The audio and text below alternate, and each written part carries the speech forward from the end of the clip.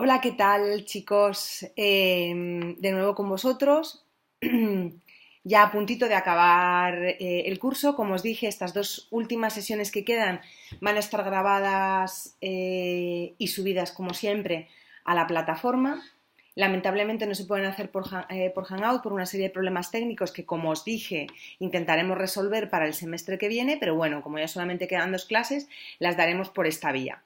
Como os comenté, yo estoy disponible por Skype en la cuenta eva.estaun, como os comenté por mail. Yo estoy disponible vía Skype siempre que lo necesitéis y en todo caso todos los lunes y todos los martes. Un momentito que voy a coger... Vale, perdón.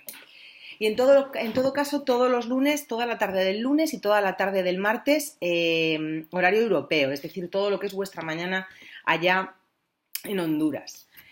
Bueno, ya llegadas la sesión 11, lo primero deciros que a lo largo de esta semana o antes de dar la siguiente sesión os pasaré cuál va a ser el método de evaluación. Os voy a pasar pues eso, una serie de preguntas, un cuestionario que me gustaría que resolvierais. Yo creo que lo que voy a hacer es enviaros 4 preguntas que toquen todos los elementos que hemos ido viendo a lo largo del curso. Esas 4 preguntas, 2 serán 2 casos prácticos y otras 2 serán 2 preguntas teóricas, pero que inviten a la reflexión. Como os digo, habrá 4 preguntas, 2 teóricas, 2 prácticas, pero todas ellas tienen que ser, serán reflexionadas. De ellas, os pediré que elijáis 3. O sea, una la podéis descartar. Cada una de las preguntas tocará cada uno de los bloques que hemos ido viendo. Entonces, de esas 4 preguntas, quiero que toquéis 3 y que me las respondáis. Os mandaré las características del trabajo, o sea, en qué tipo de letra, el espacio, todo eso que os mando, a lo largo de esta semana, ¿vale? Para que podáis empezar a trabajarlo. Y quiero que esto esté listo, o idealmente debería estar listo para el 30 de noviembre, es decir, tenéis un mes para pensar, para reflexionar, para poder tener los trabajos corregidos antes de Navidad, ¿vale? Bueno, pues como os decía, nos quedan 2 sesiones. Hasta ahora hemos hecho un recorrido, hemos hecho una introducción relacionada con los conceptos más básicos del campo de los derechos humanos. Hemos hablado del sistema de protección global, lo que nos ha obligado a explicar con detalle cómo funciona el sistema de Naciones Unidas y luego concretamente cuál es la relación que cada uno de los órganos de Naciones Unidas tiene con la protección de los derechos humanos. Hemos cubierto la protección regional, o sea, hemos explicado cómo cada una de las regiones del mundo prevén aparatos o instrumentos que dan cobertura a las violaciones de derechos humanos y más concretamente cuáles son los mecanismos que se ponen en funcionamiento o que se han de activar en caso de que se den violaciones de derechos humanos en la Organización de Estados Americanos. Y como os decía el otro día, hoy vamos a pasar a explicar la justicia, que entendemos porque, bueno, hablábamos, cuando acabamos la primera parte de sistemas de protección global, hablábamos, la última parte de la clase, decíamos que hay 4 formas de presionar o de obligar, no sé si lo llegamos a decir, pero yo creo que sí, a los estados, porque al final son los estados los responsables de que se cumplan sus obligaciones relacionadas con los derechos humanos dentro de sus fronteras. Como os decía, se pueden activar 4 mecanismos para presionar a un estado al cumplimiento de estas obligaciones. Decíamos, el primer mecanismo que se puede aplicar es intentar avergonzar al Estado por falta de cumplimiento de su compromiso. Es decir, si un Estado se ha comprometido a dar cumplimiento a una serie de tratados o ha ratificado una serie de tratados de derechos humanos y los incumple, cuando el organismo con el cual se ha comprometido le señala o le pregunta o le investiga por el incumplimiento de los mismos, el Estado probablemente va a querer obtener un buen resultado en los informes anuales que normalmente casi todos los comités de los tratados tienen, como se explicaba. En caso de que el resultado sea negativo y el Estado no esté dispuesto a dar cumplimiento a las recomendaciones que se les hacen, la presión o la medida de presión que puede ejercer dicho órgano es amenazarle con hacer públicos los resultados. Esto va a hacer que su palabra tenga poca credibilidad en los foros internacionales y probablemente el Estado no querrá ver comprometida su credibilidad en temas de derechos humanos cuando el incumplimiento se da con varios tratados. Entonces, la primera medida o la primera forma de obligar a un Estado a dar cumplimiento con sus compromisos es el avergonzarle, el amenazarle con hacer público el incumplimiento. Esa es la primera medida. La segunda medida estaría relacionada con sanciones diplomáticas, estaría relacionada con la retirada de apoyo de otros estados, de apoyo de relaciones diplomáticas con otro estado, con otros estados que puedan tener interés en que se dé el cumplimiento de ciertos derechos humanos para hacer negociaciones en ese territorio, bien porque esos estados pues tienen compromisos con la sociedad civil de que en este tercer estado se esté dando cumplimiento, y entonces la retirada del apoyo diplomático es algo muy importante para un estado. Esta retirada de apoyo diplomático también puede conllevar la salida o la expulsión de organismos internacionales. Esa es una segunda medida de presión. Una tercera medida de presión serían las sanciones económicas, que los estados decidan que no van a invertir o a dar apoyo técnico o apoyo financiero o apoyo comercial a estados que no estén dando cumplimiento a una serie de derechos humanos con los que se han comprometido. Vamos subiendo la gradación y la importancia que tiene según el caso o la violación de la cual se trate.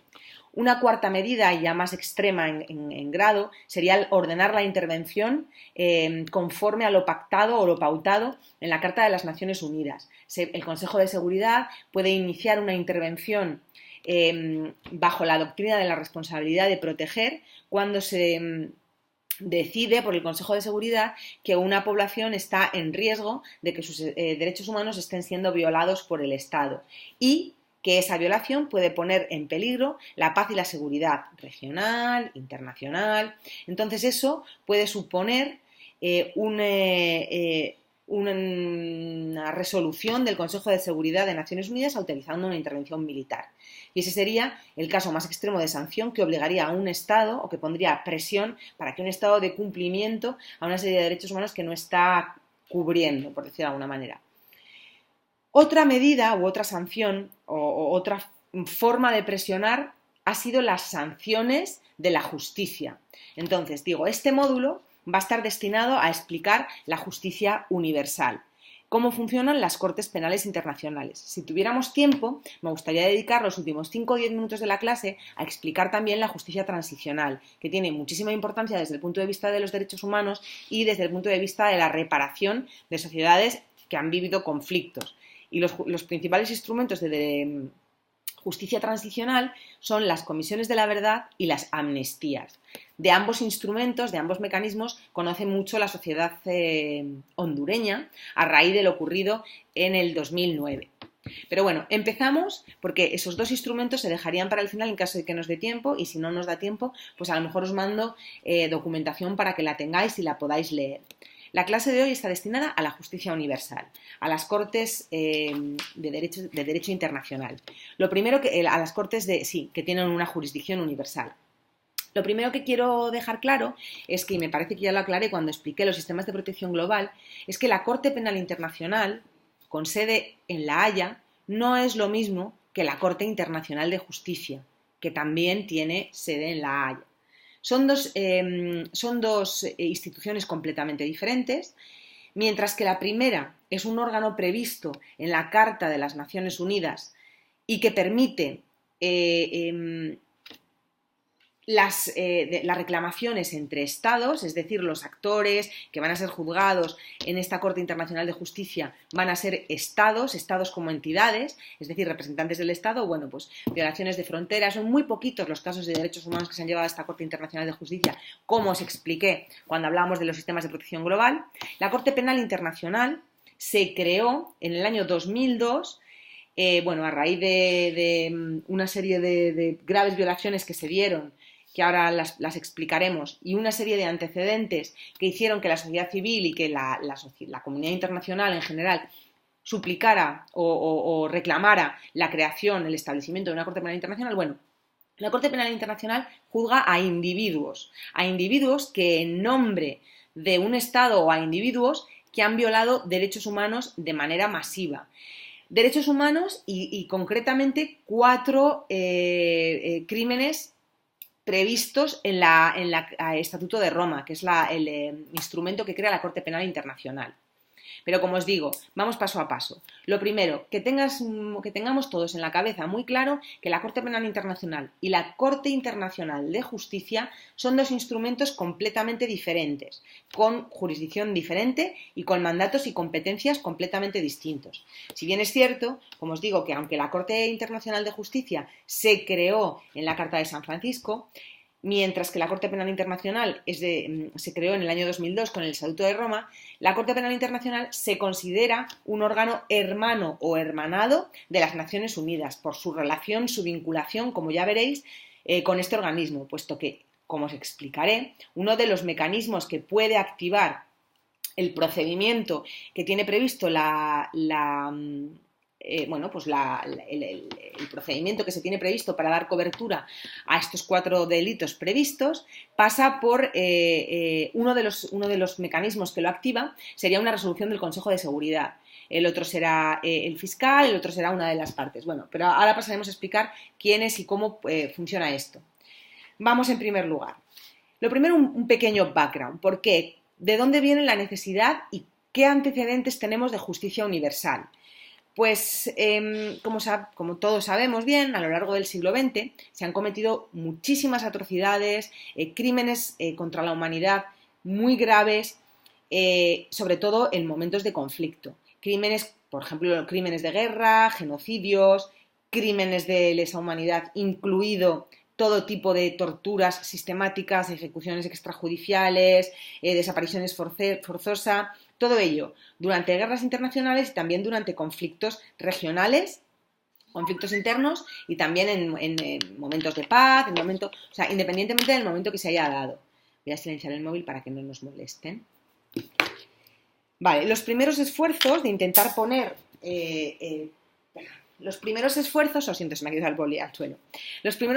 de intentar poner un poco de cordura ante todas estas violaciones masivas que se habían producido, sobre todo durante la Segunda Guerra Mundial, fueron precisamente los tribunales que se establecieron después de la Segunda Guerra Mundial. Aquí lo que se hacía era juzgar sobre todo crímenes de guerra que caían bajo el espacio del DIH. Como os expliqué, el DIH son las normas del juego que se dan para empezar el combate y durante el combate, ¿vale? Ius in bello y ius bello, ¿vale? Estos tribunales, el de Nuremberg y el de Tokio, fueron para llevar a la justicia fundamentalmente criminales de guerra. Así los tribunales estaban muy vinculados con el derecho internacional humanitario y el derecho de los conflictos armados. ¿Qué ocurrió?